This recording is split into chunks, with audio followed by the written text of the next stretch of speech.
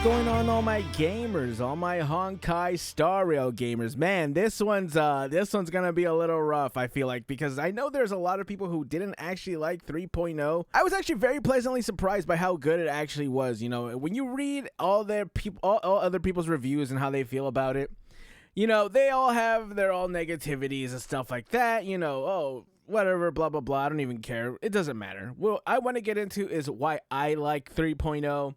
You know, things that I did like, things that I don't like. You know how we do. We're going to go through every certain part, and then, you know, I'll tell you how I feel about it in the end. And first, I think we're going to go through the characters. So, first one I want to talk about is Aglaya. Aglaya is a mommy with a U because she's British. You know, not everybody can be perfect, but, you know, she kind of strives to do it. I think her voice acting is great. You know, she's this kind of character where she kind of knows a lot more than she lets on, and it's almost like Yai Miko, but Yai Miko is actually a lot more annoying, which is why I don't like her as a character, but that's neither here nor there. But Aglaya herself, I like her. I like the way she is in the story. You know, I would like her to tie me up again, and this time just a little bit harder. Next is Castris. I still don't know how to say that. Castris. She's kind of socially awkward. You know, she would pretty much be a NEET because she doesn't talk to anybody. She doesn't know how to talk to people. But, you know, this also has to do with something about death being around her and all that. You know, she's the demigod of death. She accompanies us towards, like, the second half of the story, and she plays a really big role at the end towards the, you know, the part with the Titans. So I think she's actually a really cool character. She, for me, had a little bit more to build on. It was her and I think Feinen. Both of them had a lot of build up in terms of their character and stuff like that. And next, I want to talk about My Day. My Day was a favorite for my chat. You know, they call him Baby Girl. You know, Feinen or My Day, you know, there's not much we really know about him. He's hot. He holds off a Titan for a lot of the later half of the story, which I think is really cool because you can kind of hear him fighting in the background, and it just like gives, I don't know, it adds a lot. I think it's really sick. I really like My Day, and you know, he's immortal. He's basically just, you know, a brooding badass, and I like him. Next is Feinen, aka Phaethon, aka Weiss. Why are you in this game? I don't know where he came from. He's basically like the anime protagonist. He's kind of like Roy. He fights for his friends. You know, him and My Day are lovers, apparently. No, that's not true. It's just really funny. You know, every time they're arguing with each other, I'm like, they're gonna And next is Trian. Trian, and then I can't remember the other two names. The other two and their names, you know, it's a small child, but it's not. It's one of those kind of characters, you know. I think she's immortal. I can't remember how old she's supposed to be. I think she's really, really old. I don't really know. She's one of the high priestess, whatever. There are 3 different versions of her that all go running around. You know, Trian, I think, is the main one. Or I don't think there is a main one. I think they're just all 3 different versions of her.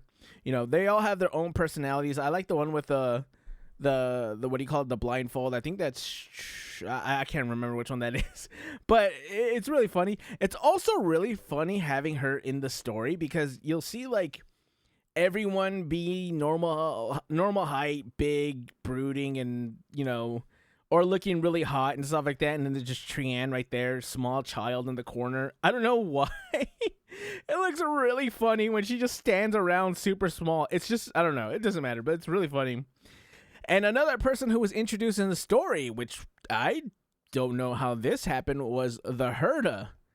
And, you know, as much as I have a lot to say about the Herda later on, right? So, but for right now, what I want to really talk about is Herda. I love her attitude as the Herda, as this character, as herself. I really like her, you know, her personality and the way that she talks. I think the voice actress did very well with the different versions of her. You know, there's a lot of her running around. It's all the same Herda voice actress from Herda Prime and the other Herdas. You know, even the doors and the mirrors, or no, the mirrors, there are mirrors and stuff like that. They really all have the same voice actress, and it's really cool because they have different personalities and stuff like that. And, you know, I want her to yell at me more because that was pretty great. So now I want to get into the voice acting, and this time I'm not holding back, bro. We've get how many patches of different Hoyo games have we let go? Not this time. This time we're taking points off. A lot of the voice acting wasn't even, not even a lot of it. There's just a certain point where I still don't know what happened with the Stellaron Hunters. I don't know if we're supposed to be like a Stellaron Hunter something before we were born, or if we were birthed because of Kafka. I don't even know anymore again. We have a flashback with the Stellaron Hunters and they know us. I don't know. It's supposed to be a memory. It's not. No one talked in that part. There was genuinely a section of the story where they got every character who wasn't voiced and put them in one area. It was really annoying. So I thought that was really obnoxious. That threw off the pacing a lot from what we were going into. This was going into becoming Remembrance Trailblazer, and this part was when the story started to pick up. It was annoying.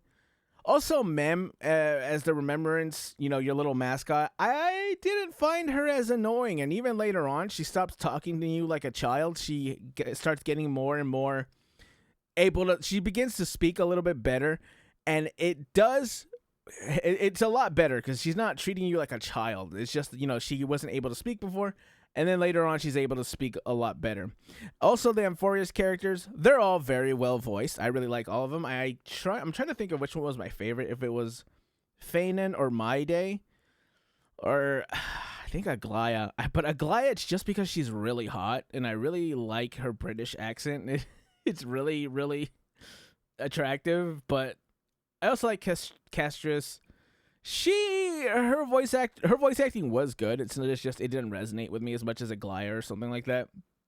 But it is what it is. Now the story, chat. This is where a lot of people got lost. Now the story itself, I think the story is very well written. You could say what you want. I'm not talking about the storytelling. That's next. For right now, I think the story is well written. I think personally, it's really a lot easier to follow than Penacony. But then again, Penacony was really good at the beginning as well. Like our first 2.0, I didn't see a lot of points where it got really bad and we couldn't really follow along. That was 2.1. But in terms of 2.1, 2.0, there wasn't a lot of stuff from the SimU. So getting into 2.0, it wasn't that bad. And it feels like that right now with 3.0. There wasn't a lot of things that were introduced that were kind of, annoying, or what's the word I'm looking for? Confusing. Everything seemed to flow pretty well. The story itself is really good. So if you don't like the story itself, I don't know what to tell you. I can see other stuff, but we'll talk about that after. I also do agree. There are a lot of scenes that absolutely add nothing. They, like when you walk around the city and get to know the world, sure, I think that could have been a side quest, honestly. That could have cut down, I think, 4 hours? No, I think, I'm trying to think of the number. Maybe like 3 to 4 hours-ish that was spent doing something stupid. And then Demionis, when he falls in love with March, that was really weird. That could have all been skipped. That's a side quest, I think. That didn't have to be in it. And I don't know how many people are going to agree with this, but the Hurtus part, that could have been a character quest, because all of that was just really padding Hurtus' time to get her into the story where it comes to March 7th at the end. And I think that could have just been put off for either another patch or a character story. I don't think she should have been in there, but I think the second half of the story definitely starts to pick up. Once we start actually going out, trying to seek help for the Titans and trying to bring down Kremnos, or the Kremnos' Titan. That part, that's when we start to get to pick up, and that's when I think it starts to flow in a very, very good way. You have to make your way through through Kremnos and then find the Titan, go to the past, find a different way to beat him. I think that's cool. I was very entertained the entire time. During that point, there wasn't a point where I was just like, oh my god, I wish this would end.